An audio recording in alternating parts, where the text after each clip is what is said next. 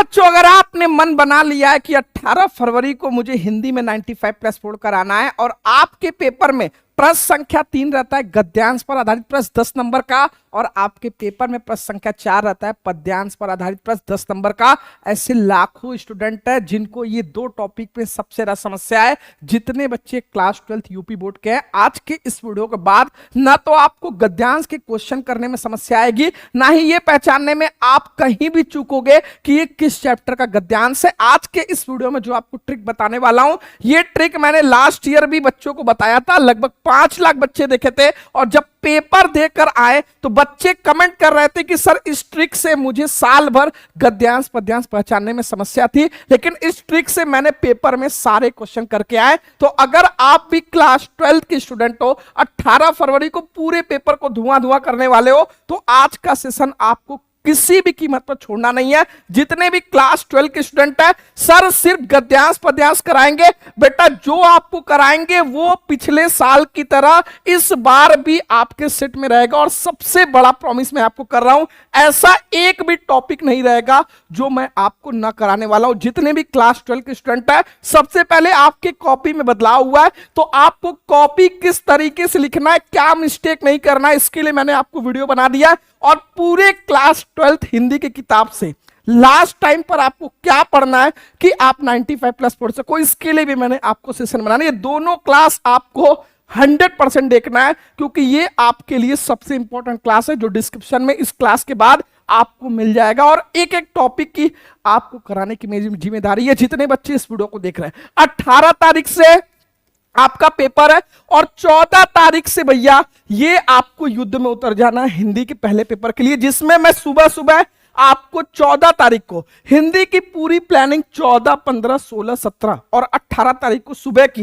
किस तरीके से हम लोग करने वाले हैं वो मैं आपको बता दूंगा, और आपको क्या क्या खास चीजें इस 3 से 4 दिन में करनी है अगर हिंदी में 95 प्लस पढ़ना है। क्योंकि पहली क्लास मैं आपको लेकर आ रहा हूं 14 तारीख को शाम 6 से 10। ये एक ऐसी क्लास है जिसको करने के बाद आप बोलोगे सर मेरा पेपर कल ही हो जाता तो भी मैं 95 प्लस पढ़ सकता हूं। शाम 6 से 10 14 फरवरी को आपको महायज्ञ देखने को मिलने वाला है। 15 तारीख को भैया सुबह मैं आपको 2 पेपर कराऊंगा, जो यूपी बोर्ड ने आपके लिए पेपर जारी किया है 2026 के लिए। उसी तरीके का 2 ऐसा पेपर कराऊंगा कि आप बोलोगे सर मजा आ गया। शाम 6 से 7:30 और 8 से 10 15 फरवरी को 3 साल के हिंदी व्याकरण के सारे सेट को सॉल्व करेंगे, और 8 से 10 में 3 साल के सारे एमसीक्यू हम लोग सॉल्व करेंगे। इसके बाद 16 तारीख आ जाएगा, जिसमें मैं 10 मिनट के अंदर कहानी आपको कैसे तैयार करना है, 10 मिनट के अंदर लास्ट इंपॉर्टेंट पत्र कौन से हैं, और लास्ट टाइम पर साहित्यिक परिचय का क्या ट्रिक है और कौन कौन से इंपॉर्टेंट है वो मैं आपको करा दूंगा, ताकि सुबह सुबह आपकी बहुत जबरदस्त 5 नंबर 6 नंबर और 10 नंबर की ये पूरा कंप्लीट हो जाए। शाम 16 फरवरी को 6 से 10 हिंदी का पोस्टमार्टम होगा। 17 तारीख को चैप्टर वाइज मोस्ट इंपॉर्टेंट गद्यांश और संस्कृत खंड का कौन कौन सा गद्यांश और श्लोक है, रस छंद अलंकार 6 नंबर का 1 शॉट, और लास्ट टाइम के लिए कौन से इंपॉर्टेंट निबंध है। और 17 तारीख को शाम 6 से 10 पूरी हिंदी का तहस नहस। 18 तारीख को 2 बजे आपका पेपर है, सुबह 2 घंटे मुझे दे देना। जब पेपर देकर निकलोगे तो आपको पता चल जाएगा नहीं शुभम क्लासेस का ये क्लास क्यों फेमस है। जितने भी यूपी बोर्ड के स्टूडेंट हैं, अगर बेटा इस चैनल को सब्सक्राइब नहीं किया, हिंदी नहीं आपकी English physics chemistry math biology पूरी तैयारी कराने वाले हैं। और जैसे लास्ट ईयर पूरे उत्तर प्रदेश में पिछले 2 साल से रैंक 1 और रैंक 2 रैंक 6 ये सारे बच्चे लेकर आए, इस बार का मिशन यही है कि आपके लिए पूरा जी जान लगा देना, और टॉप 10 में जितने बच्चे हो वो सब शुभम क्लासेस को। तो सब्सक्राइब नहीं किया तो बेटा जल्दी से सब्सक्राइब कर 22 लाख के कंप्लीट हम लोग होने वाले, सब्सक्राइब कर दो आज के इस वीडियो में। क्योंकि बेटा मैं आपको एक चैप्टर के एग्जाम्पल के साथ समझाने वाला हूं, और ये चैप्टर इतना इंपॉर्टेंट है राष्ट्र का स्वरूप, क्योंकि 5 नंबर का भैया राष्ट्र के स्वरूप के लेखक कौन है, हमारे वासुदेव अग्रवाल। 5 नंबर का आपको आपके पेपर में साहित्यिक परिचय आएगा लेखक का। ये लगभग 4 से 5 साल पूछ चुका है आपके वासुदेव अग्रवाल का साहित्यिक परिचय, जो आज की इस क्लास में करने वाले हैं। और राष्ट्र के स्वरूप आपके गद्यांश के लिए इतना इंपॉर्टेंट चैप्टर है, ऐसा कोई साल नहीं जो इस साल से गद्यांश पूछा नहीं। तो 10 नंबर का आपको इस चैप्टर के जितने भी इंपॉर्टेंट गद्यांश है वो कराने वाले हैं। और हर एक चैप्टर के गद्यांश और पद्यांश का ट्रिक देने वाला हूं, जो 20 नंबर आपका पूरा मुट्ठी में करने वाला है। तो जितने भी स्टूडेंट इस वीडियो को देख रहे हैं, वीडियो को जो बच्चा लाइक नहीं किया पहले तो लाइक कर दे। जो आपका पहला चैप्टर राष्ट्र का स्वरूप, इसके लेखक है भैया वासुदेव सागर अग्रवाल जी।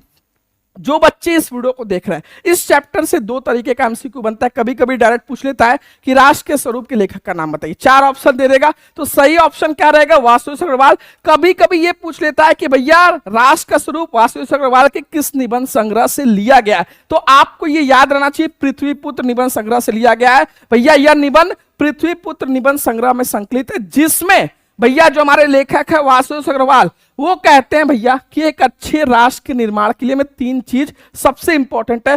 पहला है भैया भूमि, जहां पर हम लोग रहते हैं, दूसरा जन यानी मनुष्य, और तीसरा भैया हमारी संस्कृति यानी हमारा कल्चर को मुख्य तत्व बताया। यानी एक अच्छे राष्ट्र के निर्माण के लिए सबसे पहले वासुदेव अग्रवाल जी कहते हैं भूमि, जहां पर हम रहते हैं, नदियां, समुद्र, पेड़ पौधे, ये सब कुछ हमारा वातावरण। पहला जो हमारा सबसे इंपॉर्टेंट है एक अच्छे राष्ट्र निर्माण के लिए भूमि। दूसरा भैया भूमि हो लेकिन रहने वाले मनुष्य ना हो, तो क्या एक अच्छे राष्ट्र की कल्पना संभव है? नहीं संभव। तो दूसरा जो सबसे महत्वपूर्ण अंग है वह है जन यानी मनुष्य, और तीसरा भैया हमारी संस्कृति। ये 3 महत्वपूर्ण अंग वासुदेव अग्रवाल जी कहते हैं एक अच्छे राष्ट्र के निर्माण के लिए बहुत ही जरूरी है। सबसे पहले भूमि के बारे में ये क्या कहते हैं हम लोग देख लेते हैं। ये चैप्टर 10 मिनट के अंदर आपको ऐसे समझा दूंगा कि इस चैप्टर के 10 नंबर आज आपके झोली में होने वाले हैं। जितने बच्चे इस वीडियो को देख रहे हैं, वीडियो को लाइक कर देना, क्योंकि इस वीडियो के लास्ट में आपके लिए बहुत कुछ स्पेशल है। जितने बच्चे इस वीडियो को देख रहे हैं, राष्ट्र के निर्माण में भूमि, जन और संस्कृति को वासुदेव अग्रवाल जी मुख्य तत्व बताए हैं, और बोलते हैं भैया राष्ट्र के निर्माण में सबसे ज्यादा महत्वपूर्ण है भैया भूमि, जिसका निर्माण देवों ने किया है, वह अनंत काल से है। जो सबसे इंपॉर्टेंट चीज है भैया भूमि, उसका निर्माण मनुष्य ने नहीं किया है, इनका निर्माण कौन किया? देवों ने किया है। और ये कब से है? यह अनंत काल से है। मनुष्य का कर्तव्य है कि वह भूमि के संरक्षण और समृद्धि का ध्यान दे। यानी हमारा कर्तव्य है कि भैया जो चीजें हमें ये विरासत में मिली आ रही है, उसका हम सब क्या करें भैया? उसके संरक्षण और समृद्धि का ध्यान दे। पृथ्वी के प्राकृतिक स्वरूप को नष्ट होने से बचाना, भूमि को मां के समान सम्मान देना, क्योंकि भैया इसी भूमि पर, इसी धरती पर हम सभी खेल कूद कर बड़े हुए हैं। धरती माता हमें भैया क्या क्या देती है? भोजन देती है, हवा लेने के लिए सांस देती है, पानी देती है, सब कुछ। तो भैया हमें भूमि को मां के समान सम्मान देना चाहिए। पृथ्वी की अमूल्य निधियों और भौतिक स्वरूप, उपयोगिता और सौंदर्य को पहचानना, ये भैया सबसे इंपॉर्टेंट पॉइंट है। दूसरा जो वासुदेव अग्रवाल जी है जन के लिए बताते हैं कि भैया पृथ्वी हो और मनुष्य ना हो तो राष्ट्र की कल्पना असंभव है। बिल्कुल सही बात है। अगर पृथ्वी हो, सब कुछ हो, नदियां हो, पहाड़ हो, रहने के लिए भाई घर मकान सब कुछ हो, लेकिन अगर रहने वाले लोग ही ना हो तो क्या भैया राष्ट्र की कल्पना क्या है? असंभव है। भूमि और जन के सम्मिलन से ही राष्ट्र की परिकल्पना संभव है। पृथ्वी को माता मानकर उसके प्रति कर्तव्यों का पालन करना, सभी जन को समान अधिकार और सुविधाएं, ऐसा नहीं कोई भेदभाव नहीं, क्योंकि भूमि भैया हमारे साथ भेदभाव करती है? बिल्कुल नहीं करती है। और सभी प्रकार की सुविधाएं, चाहे वो शहर हो गया गांव, सब जगह मिलना चाहिए। राष्ट्रीय प्रगति के लिए प्रत्येक नागरिक का योगदान होना बहुत इंपॉर्टेंट है। जो भैया हमारे लेखक है वासुदेव अग्रवाल जी, वो संस्कृति के लिए कहते हैं भूमि और जन। ये तो भूमि सबसे पहले, दूसरा जन, और तीसरा राष्ट्र का जो तीसरा अंग है भैया जन की संस्कृति है। संस्कृति को राष्ट्र का क्या माना गया है? मस्तिष्क माना गया है। ठीक है, कभी कभी ये गद्यांश में डायरेक्ट पूछ लेता है, तो भैया संस्कृति को क्या माना गया? राष्ट्र का मस्तिष्क माना गया है। भूमि और जन से संस्कृति का अटूट संबंध, संस्कृति की उन्नति से ही राष्ट्र की उन्नति संभव है। बिल्कुल सही है भैया। हम जितना अच्छा खाएंगे पिएंगे, जितना अच्छा हमारा रहन सहन होगा, पहनावा होगा, उतना ही अच्छा हम डेवलप करेंगे। तो वही बोल रहा है भैया कि संस्कृति की उन्नति से राष्ट्र की उन्नति संभव। संस्कृति का संरक्षण, भूमि, जन और संस्कृति के पारस्परिक तालमेल से एक सशक्त और विकसित राष्ट्र का निर्माण हो सकता है। ये आपका पहला चैप्टर जो राष्ट्र का स्वरूप है, उसमें भैया लेखक जी कहते हैं भूमि, जन और संस्कृति, और तीनों के लिए जो इंपॉर्टेंट पॉइंट बताए वो मैंने आपको शॉर्ट में बता दिया है, ताकि एक बार आप रिवाइज कर लो। अब जितने बच्चे इस वीडियो को देख रहे हैं उनके मन में ये समझ में आ गया होगा कि भैया ये चैप्टर का मुझे थोड़ा थोड़ा समरी पता चल गया है। तो अब आपके जो पेपर है उसमें क्वेश्चन आंसर नहीं देगा जैसे पहले आप करते आ रहे थे। इसमें क्या देगा, इस चैप्टर से भैया कोई गद्यांश देगा और उस गद्यांश से 5 प्रश्न पूछेगा और पांचों प्रश्न का जवाब आपके किस में होगा, आपके गद्यांश में होगा। ध्यान से सुनना, 3 गद्यांश इस चैप्टर का कराने वाला हूं जो 4 से 5 साल आपके पेपर में आए। सबसे पहले देखो, राष्ट्र का स्वरूप का आपको ये क्लियर हो गया कि हमारे वासुदेव अग्रवाल जी का है। अब जितने बच्चे इस वीडियो को देख रहे हैं, हर एक चैप्टर का कुछ कीवर्ड होता है जो आपको तैयार करना है। सबसे पहले जैसे राष्ट्र का स्वरूप है, तो आपने देखा कि भैया राष्ट्र की बातें होगी, धरती माता की बात होगी, धरती की बात होगी, भूमि की बात होगी, वसुंधरा, पृथ्वी, जन, संस्कृति, मातृभूमि, साहित्य, कला, नृत्य, गीत, राष्ट्रीयता। ऐसे वर्ड अगर आपको आपके गद्यांश में दिखेंगे तो आपको समझ जाना है कि ये भैया किससे लिया गया है, आपके पहले चैप्टर राष्ट्र के स्वरूप से, और लेखक है वासुदेव अग्रवाल। क्योंकि भैया पहला क्वेश्चन यही पूछेगा गद्यांश में कि ये किस चैप्टर से लिया गया है और इसके लेखक कौन है। तो यहां से ये क्लियर हो गया कि ये सब अगर वर्ड हमारे में रहेंगे और आप सभी प्यारे बच्चों ने समरी पढ़ लिया, तो अब जो पिछले 3 से 4 साल आपके गद्यांश आए आपकी स्क्रीन पर है। अभी आपने 10 मिनट के अंदर इसका पूरा समरी देखा। अब आप इसको सॉल्व करो जैसे आपके बोर्ड एग्जाम में आता है, मेरे साथ साथ सॉल्व करो। जैसे क्वेश्चन दिया, भूमि का निर्माण देवों ने किया है और वह अनंत काल से। अब जितने प्यारे बच्चे इस वीडियो को देखे होंगे, जो समरी अभी मैंने आपको कराया, वो तुरंत पहचान जाएंगे। कुछ समरी में था कि भैया जो भूमि का निर्माण है वो किसने किया, देवों ने किया और वो अनंत काल से। तो आप तुरंत समझ जाओगे कि ये तो भैया राष्ट्र के स्वरूप से लिया गया है। तो पहला चैप्टर आपका यहीं से क्लियर हो गया। पहला क्वेश्चन, उपयुक्त गद्यांश के शीर्षक, शीर्षक यानी चैप्टर का जो नाम है, राष्ट्र का स्वरूप, और लेखक कौन है भैया, हमारे वासुदेव अग्रवाल। पहले गद्यांश को सॉल्व करने के लिए अगर चैप्टर की समरी आपको थोड़ी बहुत पता रहेगा तो आप गद्यांश पढ़ते ही समझ जाओगे किस चैप्टर से है। जैसे भैया इस गद्यांश को सबसे पहले 1 से 2 बार आपको पढ़ना है। उसके भौतिक रूप, सौंदर्य और समृद्धि के प्रति सचेत होना हमारा आवश्यक कर्तव्य है। भूमि के पार्थिव स्वरूप के प्रति हम जितने अधिक जागृत होंगे उतनी हमारी राष्ट्रीयता बलवती हो सकेगी। यह पृथ्वी सच्चे अर्थों में समस्त राष्ट्रीय विचारधाराओं की जननी है। जो राष्ट्रीयता पृथ्वी के साथ नहीं जुड़ी वह निर्मूल होती है। राष्ट्रीयता की जड़ें पृथ्वी में जितनी गहरी होंगी उतना ही राष्ट्रीय भावों का अंकुर पल्लवित होगा। इसलिए पृथ्वी के भौतिक स्वरूप की अगोपान जानकारी प्राप्त करना, उसकी सुंदरता, उपयोगिता और महिमा को पहचानना क्या है, हमारा आवश्यक धर्म है। क्लियर हो गया राष्ट्र के स्वरूप वासुदेव अग्रवाल। दूसरा है राष्ट्र भूमि के प्रति हमारा आवश्यक कर्तव्य क्या है। अब आपको ढूंढना है, यहीं पर जिक्र है आवश्यक कर्तव्य। तो भैया राष्ट्र भूमि के प्रति हमारा आवश्यक कर्तव्य है उसके भौतिक रूप, सौंदर्य और समृद्धि के प्रति सचेत होना हमारा आवश्यक कर्तव्य। दूसरा जवाब हो गया, किस प्रकार की राष्ट्रीयता को लेखक ने निर्मूल कहा है। अब आपको देखना है गद्यांश में निर्मूल वर्ड कहां यूज हुआ, तो यहां पर यूज हुआ है। तो भैया जो राष्ट्रीयता पृथ्वी के साथ नहीं जुड़ी वह निर्मूल होती है। तीसरा आंसर हो गया। चौथा, यह पृथ्वी सच्चे अर्थों में किसकी जननी है। अब आपको ढूंढना है जननी वर्ड किधर है, तो जननी वर्ड इधर है भैया। यह पृथ्वी सच्चे अर्थों में समस्त राष्ट्रीय विचारधाराओं की जननी है। यह आपका क्वेश्चन नंबर 4 हो गया। भूमि का निर्माण किसने किया और कब है से है, तो पहला ही में जवाब है, भूमि का निर्माण देवों ने किया है और वह कब से है, वह अनंत काल से। यह आपका 10 नंबर का पूरा गद्यांश यहां पर आपने, अगर चैप्टर की समरी आपको पता है तो आप यहां पर कर लिए। दूसरा जो इस चैप्टर से गद्यांश पूछता है, मातृभूमि पर निवास करने वाले मनुष्य राष्ट्र का दूसरा अंग है। चैप्टर की समरी में आपने देखा कि भैया वासुदेव अग्रवाल जी कहते हैं अच्छी राष्ट्र निर्माण के लिए पहला भूमि, दूसरा जो सबसे महत्वपूर्ण अंग उन्होंने बताया जन यानी मनुष्य। तो वहीं पर गद्यांश में पहले ही लाइन में मातृभूमि पर निवास करने वाले मनुष्य राष्ट्र का दूसरा अंग है। इससे भी ये क्लियर हो गया कि ये भी हमारे राष्ट्र के स्वरूप से लिया गया और लेखक कौन है, वासुदेव अग्रवाल। तो पहला 2 नंबर आपका क्लियर हो गया कि भैया शीर्षक राष्ट्र का स्वरूप, लेखक वासुदेव अग्रवाल। जितने बच्चे इस वीडियो को देख रहे हैं, अगर गद्यांश पद्यांश में पहला क्वेश्चन आपने गलत लिखा कि पाठ का नाम, लेखक का नाम, पाठ का नाम, कवि का नाम, तो भैया जो एग्जामिनर वो समझ जाएगा आप तुक्का लगाकर सॉल्व क्यों, क्योंकि अगर आप चैप्टर का नाम ही नहीं पहचान पा रहे हो तो कहीं ना कहीं आप तुक्का लगा रहे हो। इसलिए पहला आपके लिए बहुत इंपॉर्टेंट क्वेश्चन है, सही जवाब देना, ठीक है। दूसरा यहां पर जो दिया है, मातृभूमि पर निवास करने वाले मनुष्य राष्ट्र का दूसरा अंग है। पृथ्वी और मनुष्य न हो तो भैया राष्ट्र की कल्पना असंभव है। बिल्कुल सही बात है। पूछ रहा है राष्ट्र की कल्पना कब असंभव है, तो भैया पृथ्वी हो और मनुष्य न हो तो राष्ट्र की कल्पना क्या है, असंभव है, ठीक है। पृथ्वी और जन दोनों के सम्मिलन से ही राष्ट्र का स्वरूप संपादित होता है।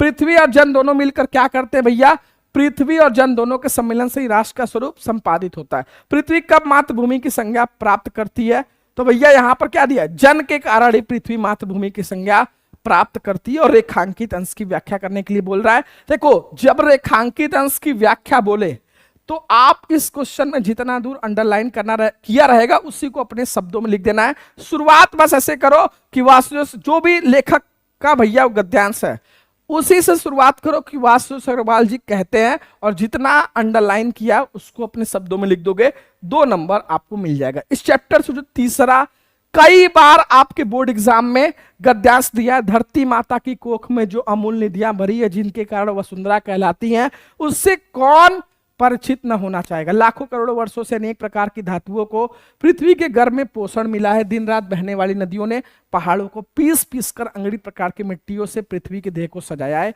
हमारे भावी आर्थिक अमदों के लिए इन सब की जांच पड़ताल अत्यंत आवश्यक है। यह भी क्लियर हो गया कि राष्ट्र के स्वरूप से लिया गया है।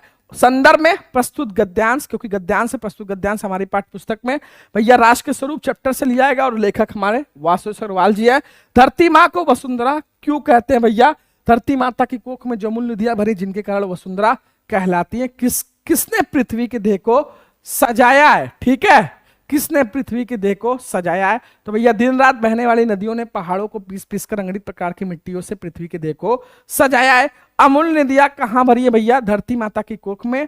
और आर्थिक अमदों के लिए क्या क्या आवश्यक है? हमारे भावी आर्थिक अमदों के लिए इन सब की जांच पड़ताल अत्यंत आवश्यक है। ये आपके इस चैप्टर से जो 3 सबसे मोस्ट इंपॉर्टेंट गद्यांश थे, आपने इस चैप्टर की समरी अगर जान ली तो भैया आपने जो 2 MCQ आएगा वो भी कर लोगे।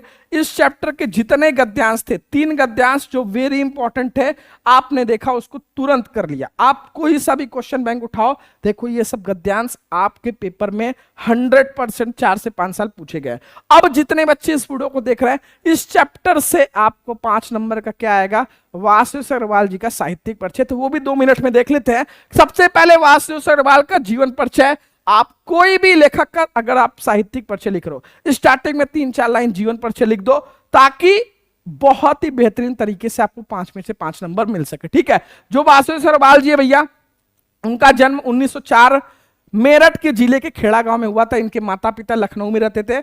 अंत इनका बाल्यकाल लखनऊ में भी था। इन्होंने BHU से BA और लखनऊ विश्वविद्यालय से MA व PhD की उपाधि प्राप्त की। इन्होंने पाली, संस्कृत, अंग्रेजी आदि भाषाओं का गहन अध्ययन किया। हिंदी साहित्य की सेवा करता हुआ यह अमर पुत्र 1967 में भैया हमेशा के लिए सो गया। अब ये आपने कुछ पॉइंट इसमें लिख दिया। साहित्यिक परिचय में वासुदेव अग्रवाल लखनऊ एवं मथुरा के पुरातत्व संग्रहालयों में निरीक्षक, केंद्रीय पुरातत्व विभाग के संचालक और राष्ट्रीय संग्रहालय दिल्ली के अध्यक्ष रहे। इन्होंने मुख्य रूप से पुरातत्व को ही अपना विषय बनाया। इनकी भाषा शुद्ध खड़ी बोली है। इन्होंने अपनी भाषा में अनेक देशज शब्दों का भी प्रयोग किया है। जितने बच्चे इस वीडियो को देख रहे हैं, देशज शब्द मैंने आपको पिछली क्लास में बताया था। हर एक बच्चा कमेंट करेगा देशज शब्द किसे कहते हैं। ठीक है, अब इनकी जो प्रमुख रचनाएं, कृतियां, जितने बच्चे इस वीडियो को देख रहे हैं, साहित्यिक परिचय में 2 नंबर रचनाएं के लिए पहले से एग्जामिनर को दे दिया गया। तो रचनाएं कम से कम 5 से 7 आपको लिखना है कि वासुदेव अग्रवाल जी की रचनाएं निम्नलिखित है।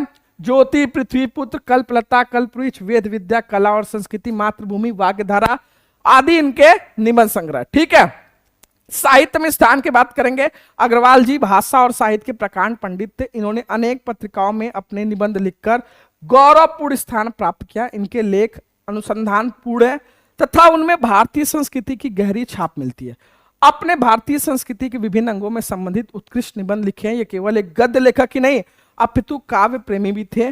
शोध निबंधों की एक मूल्यवान परंपरा को इन्होंने प्रारंभ किया था। ये भैया इनका प्यारा सा साहित्यिक परिचय हो गया। अब जितने बच्चे इस वीडियो को देख रहे हैं, सबसे पहले अगर बेटा आपको गद्यांश पद्यांश में 20 नंबर चाहिए, सबसे पहला काम आपको क्या करना है कि जितने भी गद्य और काव्य के पाठ और लेखक के नाम है, पाठ और कवि के नाम, ये आपके जुबान पर होना चाहिए। तो जैसे यहां पर है, राष्ट्र का स्वरूप वासुदेव अग्रवाल जी, अशोक के फूल हजारी प्रसाद द्विवेदी जी, भाषा और आधुनिकता सुंदर रेड्डी जी, निंदारा हरिशंकर परसाई। तो ये सभी आपके जुबान पर पहले इसको नोट कर लो। दूसरा, अगर काव्य के लिए पवन दूत का अगर कोई बोले तुरंत अयोध्या सिंह उपाध्याय, हरिऔध जी, कैकेयी का अनुताप, मैथिली सड़गुप्त जी, ये आपको याद रहना चाहिए। ठीक है, जितने बच्चे इस वीडियो को देख रहे हैं, ये 2 पेज का आप स्क्रीनशॉट ले लो। दूसरा, मैंने बोला हर एक चैप्टर का कीवर्ड, ताकि अगर गद्यांश में वो वर्ड आपको दिखाई दे तो आप तुरंत पहचान लो कि ये इस चैप्टर से लिया गया है।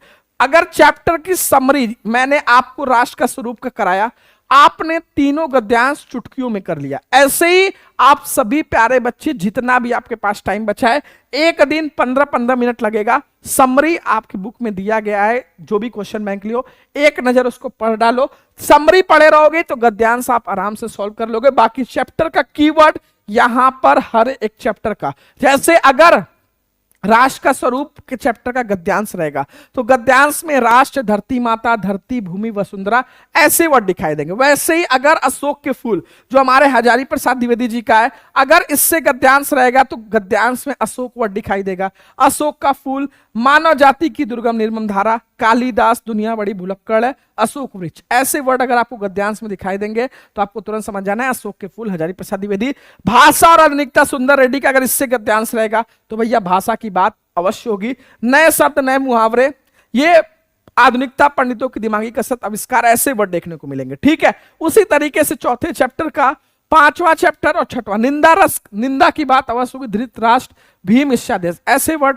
और अगर भैया इससे नस्तर, मदर टेरेसा, जो जितनी बूढ़ी उतनी अधिक मुस्कानमयी, ये तो एक बहुत इंपॉर्टेंट गद्यांश है, जिसमें ये गद्यांश, ये लाइन है। तो ये आपको हर एक चैप्टर का गद्यांश का सेम चीज। अगर आपके पद्यांश में लज्जाशील वर्ड, पथिक महिला, कृषक लल्ला यानी किसान की पत्नी, ये वर्ड अगर आपको दिखाई दे तो आपको तुरंत समझ जाना है पवन दूतिका से लिया गया है, हमारे अयोध्या सिंह उपाध्याय हरिऔध जी। दूसरा चैप्टर से अगर कैकई का अनुताप से रहेगा तो भैया आपके पद्यांश में अनुताप, कैकई, मैया, माता को माता, ऐसे वर्ड आपको देखने को मिलेंगे। तो कहने का मतलब है कि जितने बच्चे इस वीडियो को देख रहे हैं, हर एक चैप्टर का सबसे पहले आप क्या करो कि समरी जो आपके पास है एक बार पढ़ डालो। जैसे राष्ट्र का स्वरूप का मैंने आपको करा, वैसे ही थोड़ा थोड़ा अगर शॉर्ट टाइप में कर लोगे तो आप गद्यांश पद्यांश के चैप्टर का नाम पता रहेगा और चैप्टर की समरी पता रहेगा तो उसको सॉल्व करने में बहुत आसानी रहेगी। अभी आप काम क्या करो, हर एक चैप्टर के जो पाठ के नाम, लेखक के नाम, पाठ का नाम, कवि का नाम, इसको तैयार कर लो। हर एक चैप्टर का कीवर्ड तैयार कर लो। बाकी हर एक चैप्टर से 2 से 3 जो मोस्ट इंपॉर्टेंट गद्यांश पद्यांश आपके लिए इंपॉर्टेंट है, वो मैं आपको 14 तारीख के महायक क्लास में करा दूंगा। तो आपको ये पता चल जाएगा कि जितने भी आपके गद्य के 6 चैप्टर है, हर एक चैप्टर से 3 से 4, जो जैसे 3 पहले चैप्टर से इंपॉर्टेंट है, ऐसे ही हर एक चैप्टर से जो भी 2-3 इंपॉर्टेंट है जो बोर्ड एग्जाम में आते हैं वो मैं करा दूंगा। तो उससे आपकी तैयारी 100% हो जाएगी। तो जितने बच्चे इस वीडियो को देख रहे हैं, 2 से 3 काम है गद्यांश पद्यांश करने के लिए जो आपको फॉलो करना है। जितने बच्चे इस वीडियो को देख रहे हैं, पहले तो वीडियो को लाइक कर दे। जो बच्चा लाइक नहीं किया फटाफट से लाइक कर दे। और जो बच्चे अभी इधर भटक रहे, जिनको चाहिए कि नहीं सर मुझे physics, chemistry, math, biology, English, Hindi के सारे इंपॉर्टेंट क्वेश्चन एक जगह चाहिए, तो वो संजीवनी बैच से जुड़ सकते हैं, जिसकी फीस सिर्फ 99 रुपए कर दी गई है। तो ये मौका आपको दोबारा फिर कभी नहीं मिलेगा। ये आज रात 12 बजे तक है। तो आप शुभम क्लासेस ऐप डाउनलोड करके ज्वाइन कर सकते हो, जिसपे ऑलरेडी 1 लाख बच्चे डाउनलोड करके पढ़ाई कर रहे हैं। नहीं तो ये नंबर है, इस पे आप कॉल या व्हाट्सअप कर सकते हो। आप पेड कोर्स में जाओगे, आपको संजीवनी बैच दिखेगा, यहीं से आप डायरेक्ट ज्वाइन कर सकते हो। ठीक है, ये जितने भी क्लासेस का पीडीएफ हो गया, ये सारा आपको शुभम क्लासेस के टेलीग्राम और व्हाट्सएप चैनल पर मिल रहा है, जिसका लिंक डिस्क्रिप्शन में है। और इंस्टाग्राम पर हर एक बच्चा शुभम क्लासेस से कनेक्ट हो जाएगा। और जितने प्यारे बच्चे इस वीडियो को देख रहे हैं, आपके लिए हिंदी की कॉपी कैसे लिखना है, कौन कौन से इंपॉर्टेंट पॉइंट है हिंदी की कॉपी में आपको रिप्रेजेंट करते वक्त, उसके लिए मैंने सेशन लगा कर दिया है, जिसको लगभग 1 लाख बच्चे देख चुके हैं 2 से 3 दिन में। तो ये सेशन आप सभी प्यारे बच्चे जाकर डिस्क्रिप्शन में लिंक है। और पूरे हिंदी से लास्ट टाइम के लिए क्या निचोड़ है, इसको भी मैंने आपको बता दिया है। बाकी मैंने आपको पूरी प्लानिंग बता दिया है यहाँ पर कि 14 तारीख से आपको 15, 16, 17, 18 ये पूरी प्लानिंग है। बस आपको इसी तरीके से बने रहना है। जो बच्चे सब्सक्राइब नहीं किए पहले सब्सक्राइब कर लिए। वीडियो कैसा लगा कमेंट सेक्शन में हर एक बच्चा बताएगा। और चैप्टर नंबर 1 के तीनों गद्यांश, समरी और साहित्यिक परिचय ये मैंने आपको करा दिया। 15 नंबर यहां से प्लस 2 नंबर, जैसे मैंने बताया कि भैया क्वेश्चन में कभी कभी पूछे था राष्ट्र के स्वरूप के लेखक का नाम, और पूछे था ये वासु सरवाल जी के किस निबंध संग्रह से लिया गया, तो पृथ्वीपुत्र। ये दोनों आप तैयार रखना, कभी कभी एमसीक्यू में 1-2 नंबर यहां से भी आपको मिल जाएगा। जितने बच्चे वीडियो को लाइक नहीं किए, पहले तो सेशन को लाइक कर दे। हर एक बच्चा अपने दोस्तों को शेयर कर देगा कि अगर चैप्टर की समरी पता रहेगी, चैप्टर के लेखक और कवि का नाम पता रहेगा, चैप्टर का कीवर्ड पता रहेगा, तो चुटकियों में आपका गद्यांश पद्यांश सॉल्व होगा। ठीक है, वीडियो को लाइक करके अपने दोस्तों को शेयर कर देना। ये वीडियो हर एक बच्चे के पास जाना चाहिए ताकि हर एक बच्चा ये 20 नंबर कंफर्म कर सके। बाकी 14 से 18 प्लान पूरा मैंने आपको बता दिया। कौन कौन हिंदी में 95 प्लस पढ़ने वाला है कमेंट सेक्शन में जरूर बताना और सब्सक्राइब कर दो, क्योंकि 22 लाख के बहुत करीब है। ठीक है, अब जाओ पढ़ाई करो। Wish you all the very best.